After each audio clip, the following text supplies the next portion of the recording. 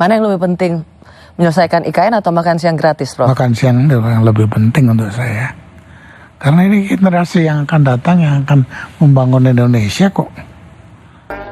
Keserakahan dan kemunafikan, maksudnya dengan adanya IKN, maksudnya ini loh, Prabowo di IKN, anaknya di Istana Negara, ngeri toh, ngeri toh. Assalamualaikum warahmatullahi wabarakatuh. Kembali lagi di channel Prayoga Muhammad. Gimana kabar kalian semua? Semoga baik-baik saja ya, dan dilancarkan segala rezekinya. Oke teman-teman semua, kita akan membahas tentang IKN. Apakah pemerintahan Jokowi akan pindah ke IKN dan nanti melaksanakan upacara 17 Agustus? Apakah itu akan berlangsung di sana atau tetap di Istana Jakarta? Di mana dari kubu Pak Prabowo sendiri sepertinya tidak menginginkan perpindahan yang secara cepat. Maksudnya gini teman-teman semua, ini kan pembangunan besar ya, mega proyek di mana tidak bisa dilangsungkan, diselesaikan dalam waktu yang singkat. Memerlukan waktu yang cukup lama dan memerlukan waktu yang bertahun-tahun lah ya.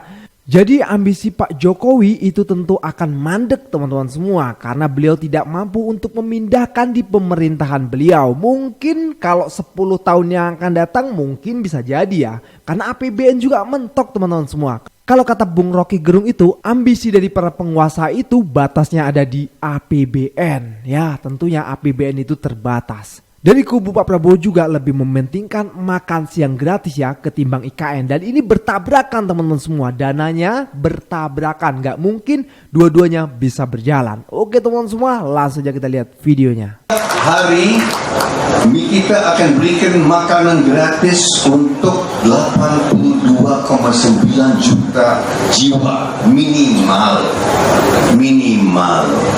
Dan saya bisa katakan bahwa dana untuk ini, program ini akan memakan dana 450 triliun rupiah setiap tahun. Dana ada dan bakal ada. Dan ini bukan dari anggaran bansos. Dan kita mulai dengan memberi makan untuk anak-anak kita, saudara-saudara sekalian. Sudah saya pelajari, pakar-pakar membenarkan uangnya ada, uangnya cukup, dan kita akan buktikan bahwa kita bisa melaksanakannya. Ikan lohan, ikan gabus, direndam dulu baru direbus. Supaya pembangunan maju terus, pinjam dulu 100, bukan uang. Dikit-dikit uang, dikit-dikit duit. Ya benar juga, duit itu perlu untuk membangun negara ini. Ada makan siang gratis, ada IKN. Nah, Prof, saya pernah mewawancarai Prof Emil soal ini. Sesama asisten Prof Sumitro, Prof Emil dan Prof Sudrajat Juwandono. Prof Derajat apa pandangan? ya kalau saya ya juga sama dengan kalau belum mampu ya jangan dulu lah gitu. Artinya kan Kita udah mampu atau belum? Menurut Prof Derajat? kalau untuk itu ya belum dong. Karena yang harus dibangun begitu banyaknya, from zero kok ya. Memang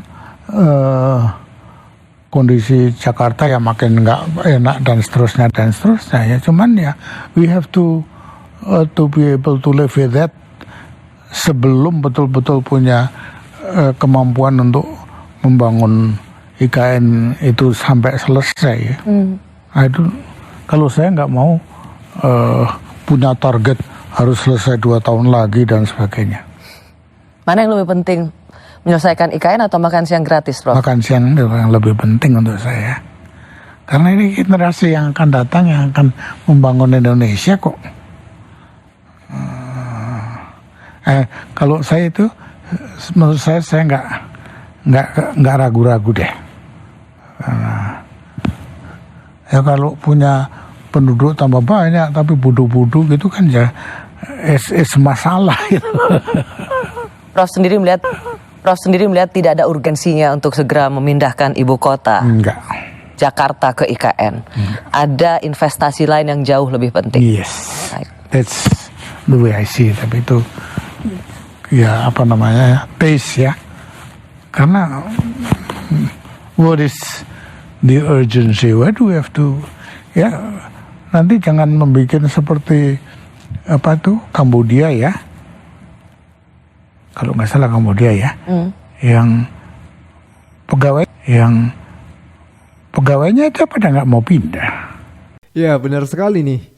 Kemarin tuh waktu pas cek ombak untuk pindah ke IKN kan banyak tuh yang menolak untuk pindah ke IKN. Bahkan para DPR juga sepertinya menolak untuk pindah ke sana kan.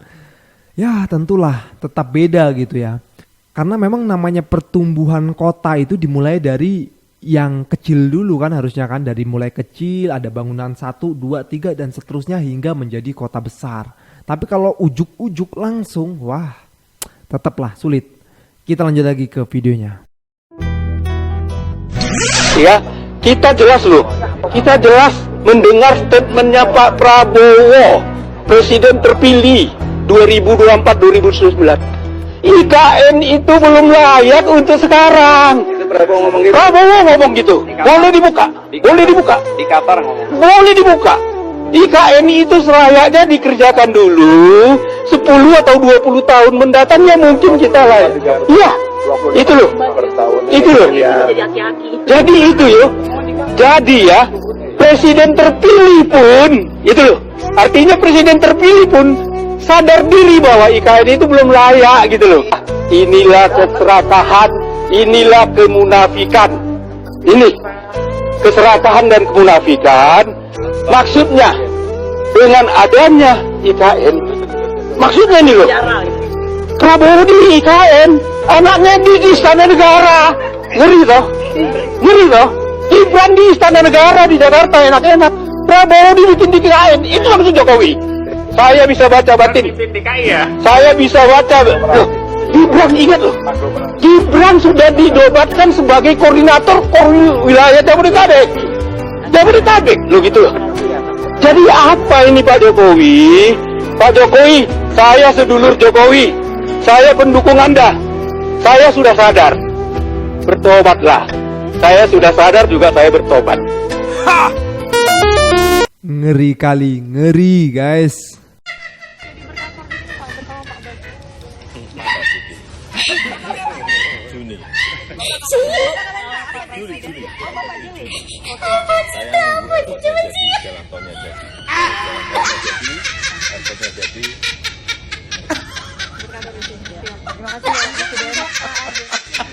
Tuh kan, gua kata juga apa? Sesuai prediksi bahwa IKN itu nggak bakal jadi, ya nggak? Masih mau percaya juga? Kan udah bilang itu nggak ada investor asing.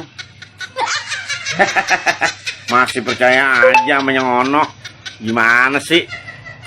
Udah pasti nggak bakal jadi karena itu pakai dana APBN.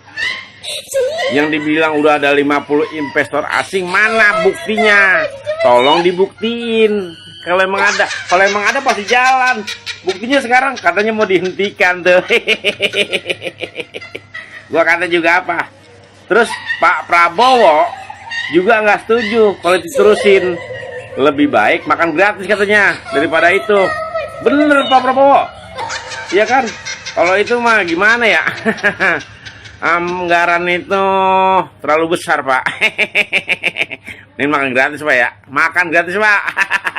Pernyataan dari Pak Sudrajat Djiwandono diulang lagi nih yang kedua, divonis mati lah itu IKN. Karena dia menyatakan kalau sebagai ekonom kata dia nggak bisa bohong. Katanya kalau suruh milih mana antara IKN dengan makan siang gratis, makan sekarang diganti makan bergizi gratis, kata dia pasti akan milih makan bergizi gratis karena kata dia tahu perencanaannya seperti apa dan siapa yang akan menerima dan itu bisa langsung dieksekusi lah. Sementara kalau IKN kata dia sampai sekarang aja kan airnya belum masuk, siapa mau tinggal di sana.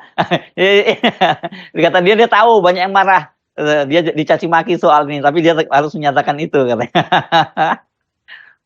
Kita lihat dari dua sudut kritik ya. Pertama, Pak Derajat Djiwandono itu malang melintang selama Orde Baru untuk bikin perencanaan. Nah, makro, politik, dia ngerti fiskal, dia ngerti moneter, dia berupaya untuk menerangkan pada publik Indonesia hari ini bahwa pengertian dia tentang ekonomi itu tidak bisa sekedar disulap-sulap oleh ambisi untuk meninggalkan mercusuar.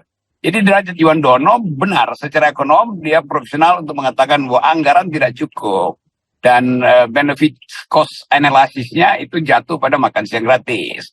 Jadi tetap secara policies makan siang gratis itu lebih berguna untuk mengatasi problem jangka pendek daripada IKN yang problem jangka panjang. Kan itu dasarnya tuh. Tetapi yang lebih menarik lagi bukan karena Derajat Jiwandono adalah seorang ekonom, tapi dia adalah pengurus Partai Gerindra. Jadi itu official statement dari Derajat Jiwandono dan itu artinya Pak Prabowo setuju sebetulnya kan. Jadi kelihatannya Gerindra akan kirim sinyal kuat bahwa tidak semua keinginan Jokowi akan kami puaskan, kira-kira begitu tuh. Nah tentu akan jadi ada friksi itu, apalagi Gibran tentu mendengar itu dia lapor pada bapaknya, Pak itu kata Pak Prabowo yang mau diterusin makan siang gratis, kira-kira begitu kan kalau kita bayangin Gibran ngadu kan. Tetapi ini kepentingan negara, kepentingan APBN dan nggak boleh ngadu-ngadu begitu tuh. Jadi keputusan birokratik dan teknokratik dari Derajat Jiwandono itu mencerminkan pengetahuan Gerindra dalam hal ini pengetahuan Prabowo tentang batas anggaran yang tidak mungkin diatasi lagi dengan cara manipulatif. Ya, kalau dipikir-pikir memang rakyat juga lebih membutuhkan makan siang gratis sih daripada harus pindah ke IKN. Karena IKN juga nggak ada urgensinya gitu loh.